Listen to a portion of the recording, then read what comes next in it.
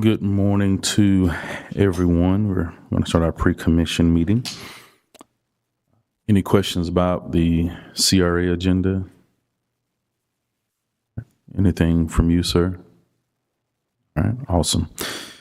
All right, looking over our agenda, anything anyone wants to add, delete in regards to the agenda for this upcoming meeting?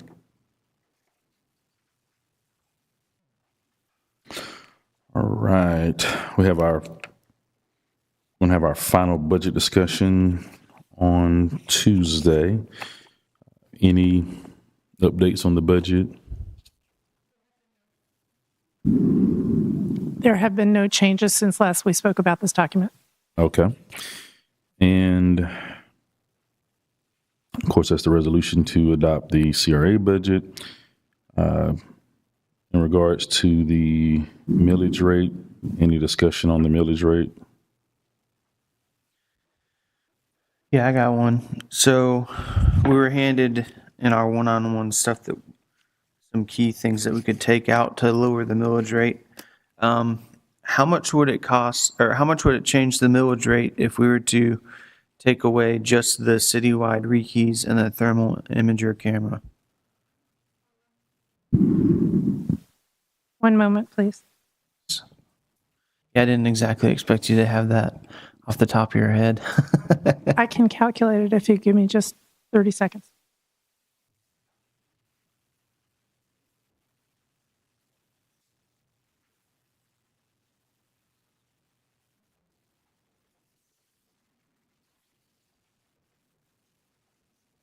You said the rekeying and the thermal imager?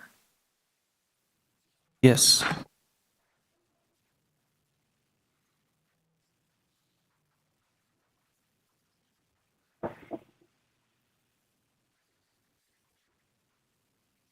Harold, would you put my screen up on the screens, please? Thank you. Yes, sir. So I have left $40,000 in the fire department for hoses and removed the balance, and I've taken out the $93,000 for the rekeying.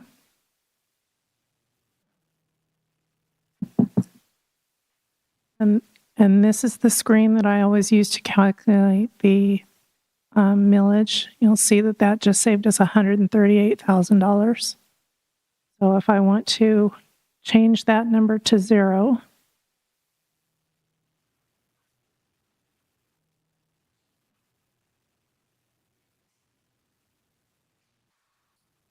by changing the millage,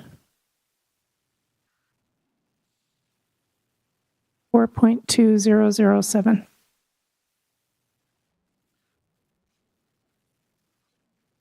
And what is that, again, Commissioner Peebles, that we're looking at? If we took away the citywide rekeys and the thermal imager camera, that would save us like 100 and something thousand. 138. 138. So with this millage rate, does this include everything that we had discussed of possible cuts, or just some of them, or?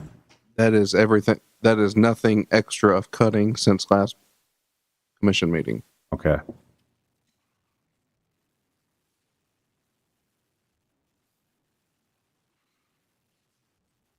I see the thermal imagery. That's in the fire camera. department. It was combined as two items in one line. Right, I see, yeah, I'm looking at that here. What's that? 564-000. And I see, yeah, the replace hose and thermal imager camera for a total of $92,000. How much are the thermal imagery cameras without? How much are they? I don't remember the exact number, but off the top of my head, I know that the hoses were about 40, and the rest of it was the thermal imaging camera. That's why I left 40 in there for now. I'll show you. I think we should cut a lot more stuff, but I don't think we should cut that. I mean, we should find $50,000 from somewhere else to cut, and not our thermal imagery cameras. Yeah, so I think if we could cut it from somewhere else, I'm not against cutting. Definitely think we need to cut to get our millage rate down, but wouldn't want to cut that. Mayor, is there some guidelines you all would like to see? A number to cut, 200,000 to, or a millage that you want to see? I mean, I'm a fan of our previous millage rates. I mean, we've been 4.05, 4.1 for the past few years. So I think that turned out to be like a cut of 300,000. I think is what we said at the previous meeting. So I don't know what it takes us to get there, but I mean, that's what I'm a fan of is keeping us, in that area, especially. It was mentioned even last meeting, and we even see it more in the news now about talks on, considerations of how the property tax, ad valorem taxes are going to be adjusted, whether it's wiped out altogether or whether there's percentages that are cut out. So I do know we already run on a lean budget already. I mean, I do certainly understand that. So, Mayor, would it be, what if we were to cut 150,000 from the current proposed budget and then utilize another 150,000 from reserves? Would that be something the commission would entertain instead of a millage increase? I would, yes. I mean, I think that's a good idea. Mayor? Yes.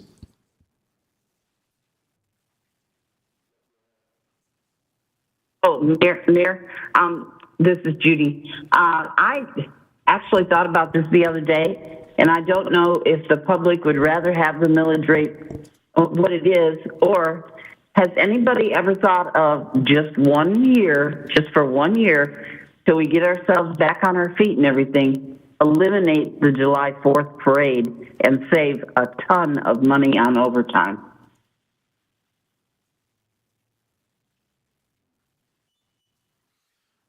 I haven't thought about that, but we can discuss it. Are there any other discussions on that? Or we got a couple of different proposals on the table. So One Yeah. suggestion I think would be, instead of committing to overtime cuts that are not guaranteed because we don't know what's going to happen throughout the year, I think it would be better to cut operating or capital expenses. That way, the item is gone, versus hanging that up on overtime on the expectation of being able to cut overtime. And the larger cost for July 4th is the fireworks. That's the singular largest expense of $50,000. We already approved that, right? No, it's in the No, budget. it's in this tentative budget to The budget, but we don't have to do $50,000. We can do $20,000. Yeah. That would be, we have an agreement with Pyro, I believe is the name of the vendor. The way we could adjust that would be diminishing minutes of the display. Very good. They And that's charge by fine the with- minute. And that's fine within their contract to do that. We could just request fewer minutes. I believe so, yes. I'm all for that. I mean, the fireworks are awesome, but they are pretty long. Pyro will get paid. So if Pyro's going to get paid, they'll do it for 5 minutes. You know what I mean? So if you do go with cutting July 4th, how much money would that projected to save For the overtime? for everything? Well, we have $50,000 in the budget for the fireworks, and then we have $54,000, I believe, for the actual event, or the parade items, the concert, the entertainment. So we could dial that back down to 60 grand for both items. Hit whatever we can within that budget. Dial back the overtime. That's some savings there, and then we can look at the budget as a whole. Not just looking at 4th of July, but looking at other things that we can cut before next Tuesday to keep the millage what it is, if that is what the commission desires. I think we should swing at that. So on the screen, The millage increase, what's the percentage that we're increasing the millage? I mean, I mean, it's a percentage, but what's the dollar percentage? I'm sorry, I don't think I understand the I think question. there's a number that we're going up, right? It's from 4.05 to 4.2. 834. And what's that dollar amount? Oh, how much extra money does that bring in from 4.05? 200 to 300,000 or something like that. Oh, I see what you mean. Okay, so if we went back to 405, so that would put us $252,000 in the hole, Okay. along with the debt service payment for the 2019 bond. That we said is coming straight out of general fund this year. Correct. So now you're So- over $3 million in the hole if you go back to 4.05. But using the general fund reserves to pay the debt service right now, between now and Tuesday, staff will go back. We will look at $252,000 worth of cuts, see if that's feasible to bring the commission at the meeting Tuesday. One of the things we talked about, or that you all have mentioned a few times, has been the, I guess, national service fee that we would use to search for a new city manager. I think we budgeted with like $50,000 for that. Yes, sir. That's something we want to consider cutting back on, or just cutting as part of this. I know that was one of the items that you had listed with our one-on-ones. My only concern with that is if you cut it and then later down the line you say, you know what, we're not happy with the amount of applicants that we're getting, then what do you do? Could you pull it from the reserves at that point? We could do a budget resolution to bring back to the commission and say, you all want to go out to a headhunter firm or a search firm, and we could do a budget resolution at that time, which would pull it from the reserves and add whatever amount you all decide to the budget. I would think we'd want to pull it and then add it back, because we haven't even seen the results of what net we threw right now. So Yeah. And that could be part of the 150 you suggested pulling from the reserves? we just Yes, we sir. just took 90 grand off the budget. If we shortened 4th of July and like knocked it down 40 grand from 100 grand and took away 50 grand for that. I mean, and then we could add it back if we need it. Yeah. I know I forgot to bring my sheet that had those list of items we had discussed. I'm trying to remember. I think there was two that I kind of had, oh, here they are. The thermal image camera, I'm not a fan of cutting that, because that's, to me, the ones that they have are pretty old from my understanding. that was- And that you're talking about life-saving stuff, and you can't really Chief put a price on Johnson that. explained that really well. I mean, Before we commit today to certain items, other than what you all are, suggesting, I say let's let the staff look at it before Tuesday. The thermal imager may be fine in the budget once we get to other things. We'll make those cuts, and then we'll present it Tuesday, and you all can decide which route we take. Excuse me, can I just make one thing clear?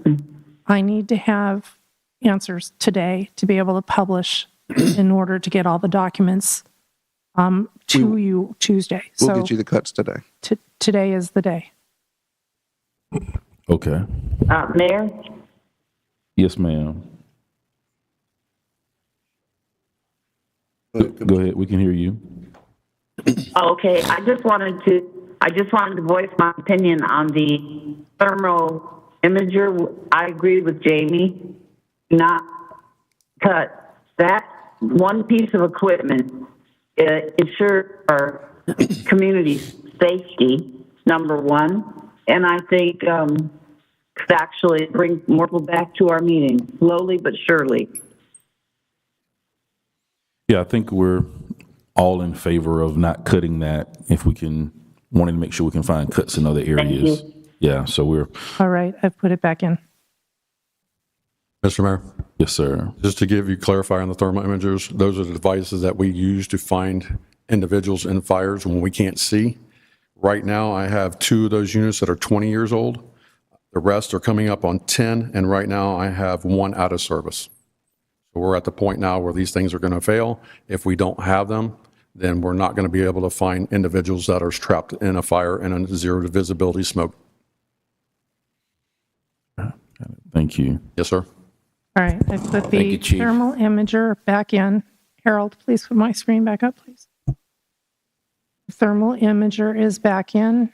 The rekeying is out. We're at 4.2335.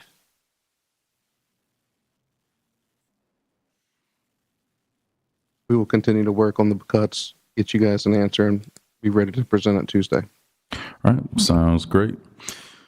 Thank you. Of course, we'll look at the budget for adoption from the general fund, enterprise fund. Just discuss that. Anything on the regular meeting minutes? Should we have one-on-ones again on Monday, or at least phone conversations with you? At minimum, I will give you a phone call. It's just I think so we prepared. should all hit him one-on-one again on Monday, just to see if we get any ideas over the weekend or hear from anybody that's looking at the budget, so we can try to put it to bed. Is that okay, Miss Kiki? I know you want it like yesterday. No, I have to have it today.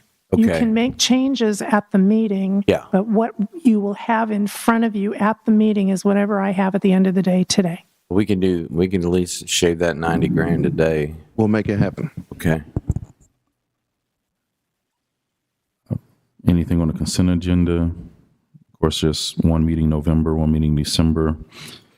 Yeah, I got something. So, I know I brought this up in the past, but I'm gonna bring it up again. I think that those meetings should be in the evening. I think that should be at 5:30, like our normal evening meetings instead of the morning. Because just mathematically, it brings more opportunity for people to come. And we've all seen over the past 2 years, at least I've been paying very close attention to it, that the evening meetings have far more people. They do. Again, I think it just depends on topic. I think any meeting, it depends on topic. I mean, we've had morning meetings with over 100 people here. So I think it just depends on whatever the topic is. But I'm not against evening meetings. So it just depends on topic. Because on December 9th, if somebody has a Christmas party, they're not coming to the commission meeting. All right, everybody good with evening meetings on those days? All right. Final reading of ordinance 1183. Of course, this is going from Lynn Haven Public Institution to Lynn Haven Mixed Use. Any more questions about that? All right. The development order for Arbitrace Apartments, Phase 3. Any discussion or questions for that?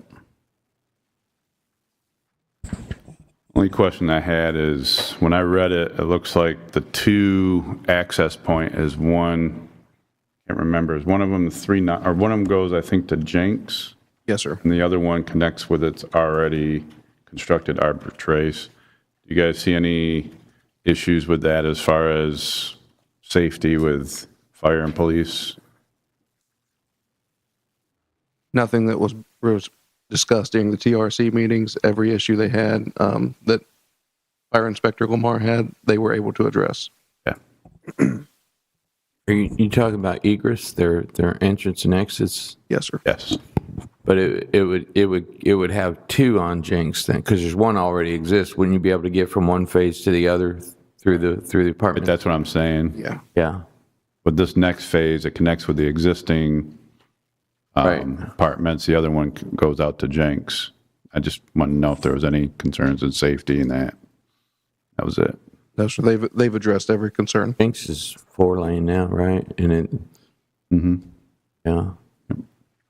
So let me get this right. There'll be two entrances on Jenks now with the with this phase 3, and there's still one entrance on state. One new entrance as part of this project. Right. And there's already the existing There's already one the that they're coming existing, through. and then there's egress on the other side too. What road is that? Florida State. State. Okay, yeah. All right. Any other questions on that one? All right. And discussion and possible approval for the express oil change and tire engineers. That's our fourth or fifth one here. 177. Yeah.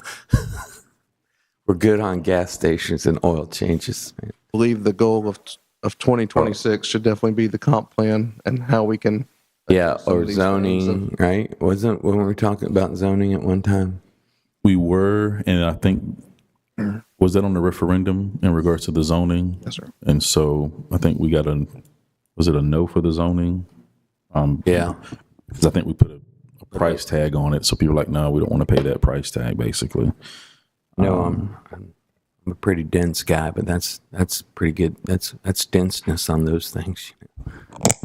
All right. And addendum to the agreement with Omega Sports for the athletic apparel and accessories. Yes, sir. And this addendum is just to remove the NFL flag football jerseys from their contract. Justin is actually going through the NFL flag football, the NFL Association. So the players will actually get a legitimate NFL jersey, licensed jersey, reversible. Cool. If you're the Cowboys, you'll have the Cowboy star on your jersey. So it's a pretty cool little deal. Are they giving us a deal? Like, is the price going to be the same as if we got it in the ballpark? Included in the package for the NFL deal. And Justin can explain that better Tuesday. He's not here today. Yeah. But yes, it's all included. It's part of that package. I have a question for the attorney on this one.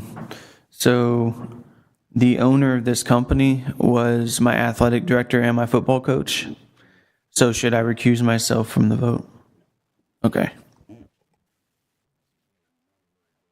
You're not gaining anything. Discussion and possible approval to amend the budget for the ServPro invoices. Yes, sir. So this will be a budget resolution to add the funding to pay the ServPro invoice. We received that invoice. It's $100,866.57. This will complete the budget resolution to add the money, and then the next item is to approve the invoice. It has been turned over to insurance, so that the city will pay it up front, and then insurance will go through the process. We're getting it back. All of it?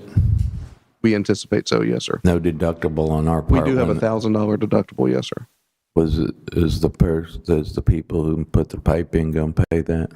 They have paid for all of the repairs, as far as sheetrock, flooring, painting, ceilings, Okay. Electrical lights that were damaged. They have covered all of those repairs. It's very noble of them. Yes, sir. And if our insurance company has an issue with the ServPro invoice, I'm sure that they will discuss that with their insurance company, and they will litigate amongst themselves. Perfect. When did we turn it into the insurance company? Do we have to wait till everything's done to turn No, it sir. into? We gave them the invoice the day we received it. So any feedback from them since then?